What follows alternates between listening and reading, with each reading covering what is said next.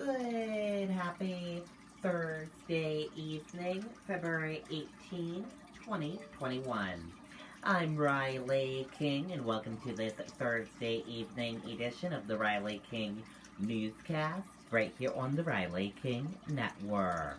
We have a lot of news to get to this Thursday evening, so let's begin. First up, we're going to begin with a check of your weather forecast. Snow will be moving in overnight and into the day tomorrow as well. With more on that, let's go to meteorologist Eric Weglar with a full weather forecast.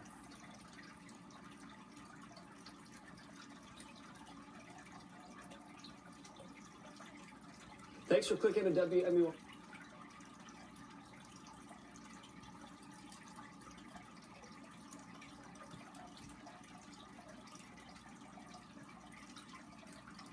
Thanks for clicking to WNUR.com. I'm meteorologist Eric Weglar. A gray start to the afternoon. Temperatures have climbed out of the teens and the 20s and will eventually top off near 30 as we go into the afternoon. And the blues you see on radar here for a good chunk of the morning are actually snowflakes falling higher up in the sky, so not really making it to the ground. But a larger picture does find an impressive swath of snow stretching from New York City all the way east through Long Island and now parts of southeastern Massachusetts. And this system responsible for all of this precipitation is slowly moving its way towards the north. So we will expect clouds to increase ahead of that today. Temperatures will top off in the 20s and lower 30s. Overall, tonight we are expecting readings down into the teens and lower 20s for most spots, and the emergence of snow as we go past sunset today. So this is Futurecast. We'll take you through the period here. A few light flurries are possible as we go towards sunset tonight, but it's not until midnight when the steadier snow begins to overspread from the west and the south. And I think the steadiest activity is actually confined to southeastern New Hampshire as we go into early Friday morning. Watch what happens at the seacoast here, this steady little shading of blue. That is a coastal front, and it's going to be a very narrow stripe of heavier snow right at the immediate coastline, basically from Exeter points east through Portsmouth is where we'll find that activity continuing before a few upslope snow showers in the mountains as we go into Saturday. So in terms of accumulation, the north should get about an inch or two maximum from this event. The higher terrain of both the White Mountains and the Monadnock region, 2 to as much as 4 inches of snow. But the higher totals, again, are mainly as you head south and east of Concord and Manchester at the immediate seacoast, and we're calling for between 4 and as much as 6 inches of snow as we go into tomorrow evening. The impacts to travel very low. If anything, it'll make the roads a little bit slippery as we go into early tomorrow morning. But I think, again, it's a very brief impact. Just give yourself some extra time as you're out and about on roadways tomorrow. Tomorrow, temperatures are back up into the 20s and lower 30s, so very much stationary to what we've seen from today. And the weekend looks great. Mountain snow showers continue on Saturday. The temperatures both weekend days are in the lower 30s. Sunday is the pick of the weekend. Full sunshine, very nice to get outside and enjoy the outdoor activities you may have planned, skiing, snowboarding, snowmobiling if you want to do that kind of thing. And for the middle of next week, we are back into the 40s, turning warmer, and it looks like we can get even warmer than that for the close of next week. So enjoy the winter-like feel in the air this weekend while it lasts. Okay, and there you go on that weather forecast from meteorologist Eric Weglar. And we can tell you there are 9 closings and delays for tomorrow. If you want to see that complete list, just go to WNUR.com.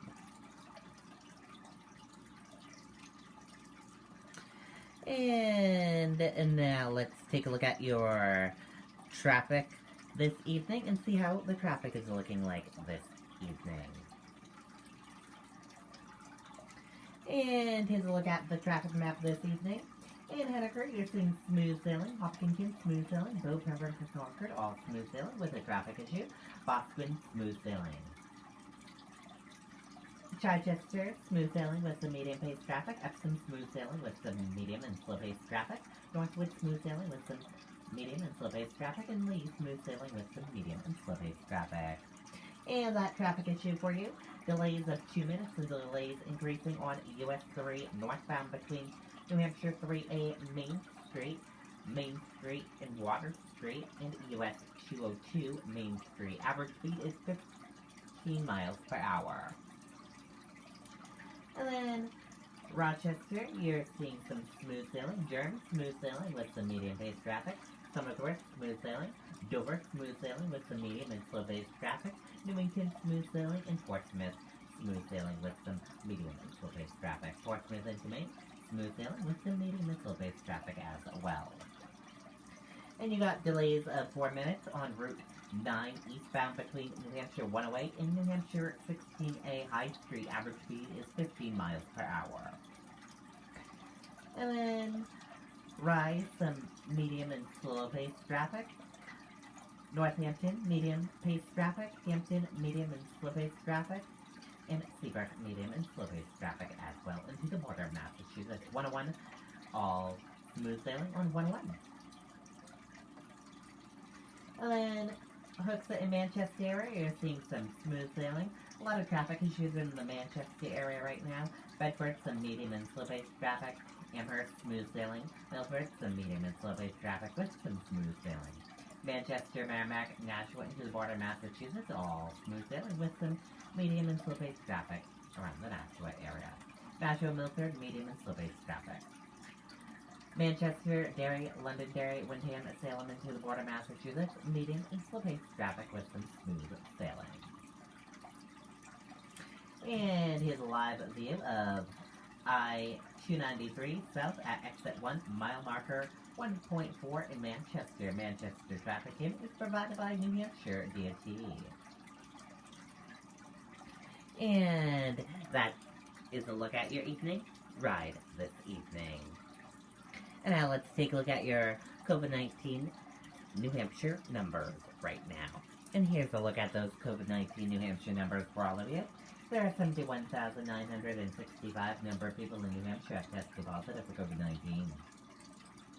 There are 1,148 number of deaths from COVID-19 in New Hampshire. There are 126 current number of hospitalizations for COVID-19 in New Hampshire. And that is a look at your COVID-19 numbers in New Hampshire.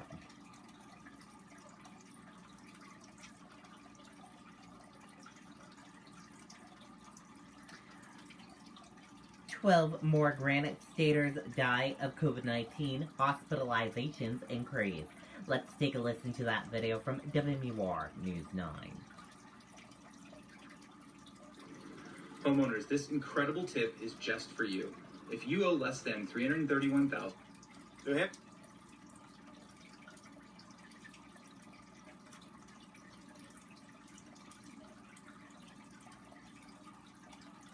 Hampshire seeing a slight uptick in cases. Tonight, health officials reporting 379 new positive tests and 12 new COVID-related deaths. 5 were linked to long-term care facilities.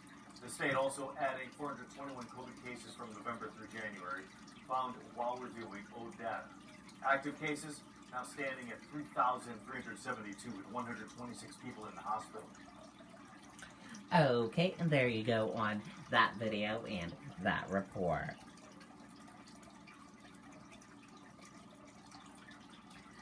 Sending news to soon require in-person learning in New Hampshire schools at least 2 days each week.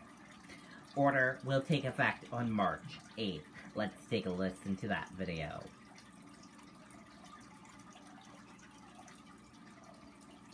Winter weather has arrived, and Belting's Building Supply is here to help you get through it. Shop one of our 9 locations safely, order by phone, or shop online at beltinks.com. We offer in-store or curbside pickup and free delivery. Count on Belting's Building Supply this winter.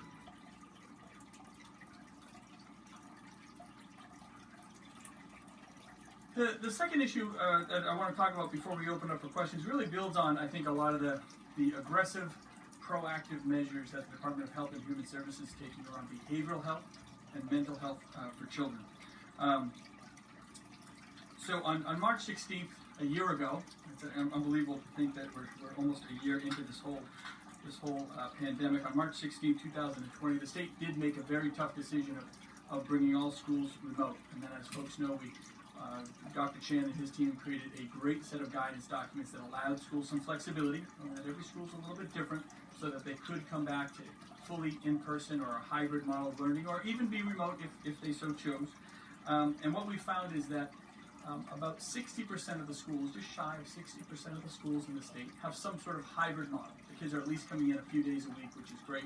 I think about 35-40% are in a fully in-person model, and there's still a few schools out there that are still fully remote. In the coming days, I think probably tomorrow, I will sign an executive order that really says that all schools have to come back into at least a hybrid model of learning, at least a couple days a week, starting on March 8th. All K-12 schools must provide the option of in-person learning at least 2 days a week, starting on March 8th. That is going to give schools at least a couple weeks, if not a little more, to really make sure that they are fully operational with an in-school model.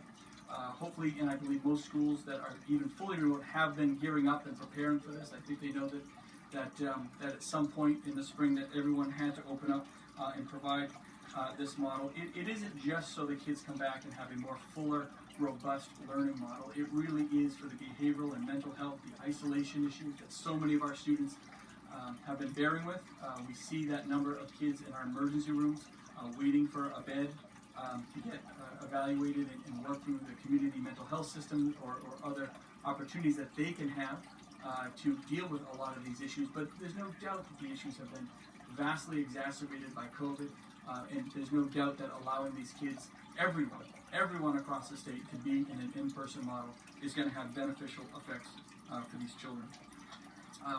We'll continue on our path in terms of vaccinations. Group 2A is essentially the teachers, and we're already working on a model to make sure that as soon as we're ready to go with Group 2A, we can get the teachers vaccinated in a quick and safe way. But the data is all very clear, whether it's the CDC, the state, everyone has said that there's no reason that these schools cannot open even without a vaccination.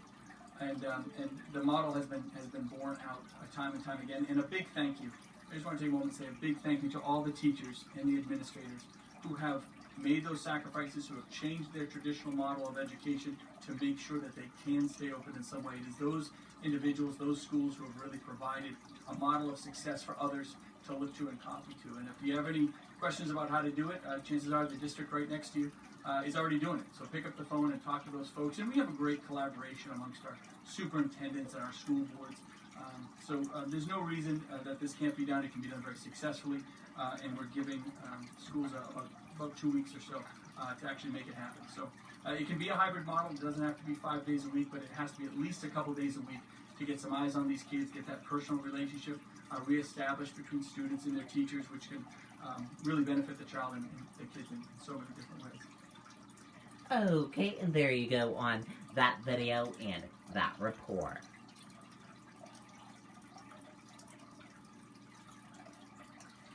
House Education Committee votes 22-0 to retain controversial school voucher bill. Members agreed too many questions remain about Hinich Education Freedom Account Program's bill on hold at least until 2022, but similar Senate bills still pending.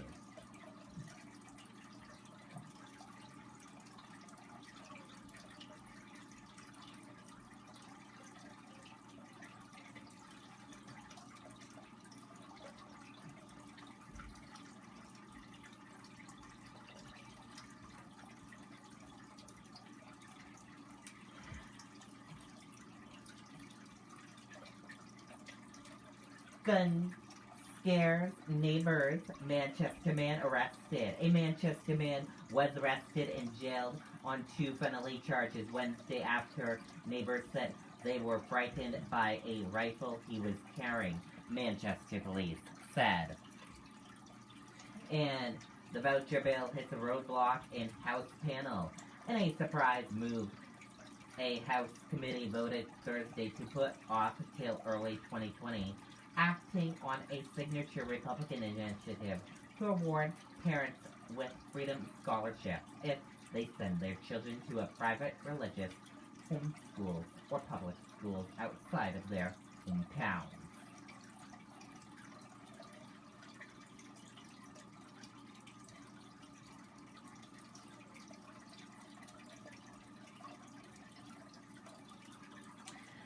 Biden to announce U.S. will donate $4 billion for COVID-19 vaccines for poor communities. President Joe Biden plans to announce on Friday that the United States will contribute $2 billion to a UN-backed program seeking to distribute COVID-19 vaccine doses to people in the poorest countries in the world, according to a senior Biden administration.